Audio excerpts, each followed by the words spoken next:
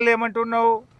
1,40,00,000 metric టన్నుల పంట పండుతుంది, అందులో సగం 70 లక్షలు కొంట, మిగతా 70 లక్షలు ఎగబెడతా అంటుండు ఉత్తమ్ కుమార్ రెడ్డి. అంటే మిగతా 70 లక్షలు దళారులకు అమ్ముకోవాలనా? ఏం చేయాలి? వడ్లు కొనే తెలివి కూడా లేదా ఈ ప్రభుత్వానికి? ఏమనంటే కేంద్ర ప్రభుత్వం మీద నెపం నెడతా ఉన్నాడు ఉత్తమ్ కుమార్ రెడ్డి. కేంద్రం 51 లక్షలే కొంటా అంటుంది, పోయి ధర్నా చేయి.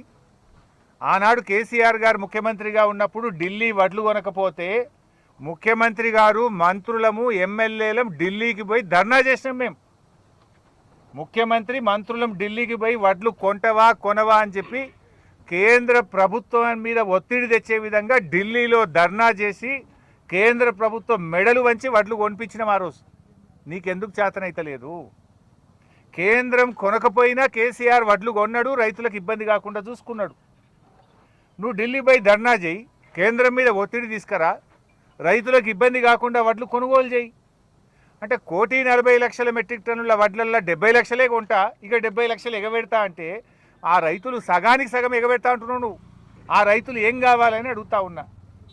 మొన్నటికి నిన్నటికి 20 లక్షల మెట్రిక్ టన్నులు ఎందుకు మాయం చేసినావని అడుగుతా ఉన్నా. రేవంత్ రెడ్డి అంటుంటాడు, ఎవరైనా తాలు పెడితే తోలు తీస్తా అని రేవంత్ రెడ్డి హైదరాబాద్లో కూర్చొని డైలాగ్ కొడతాడు. నేను ఉత్తమ్ కుమార్ రెడ్డి అంటుండు, తాలు పెడితే నేనైతే కఠినమైన చర్యలు తీసుకుంటా మిల్లుల మీద అంటుండు. నేను అడుగుతున్నా, ఇవాళ పొద్దున్నుంచి నా నియోజకవర్గంలో నాకు 20-30 ఫోన్లు వచ్చినాయి.